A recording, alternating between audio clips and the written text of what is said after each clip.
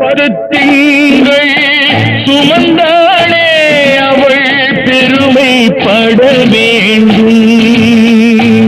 உன்னை பெற்றதனால் அவள் மற்றவராலே போற்றப்பட வேண்டும்.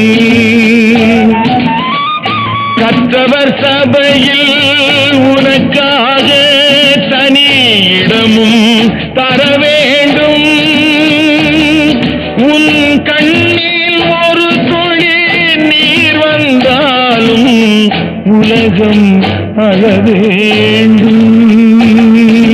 நான் ஏன் பிறந்தேன், நாட்டுக்கு நலம் என்ன புரிந்தேன் என்று நாளும் பொழுதும் வாழும் வரையில் நினைத்திடு என் தோழா. நினைத்து செயல்படு என் தோழா, உடனே செயல்படு என் தோழா.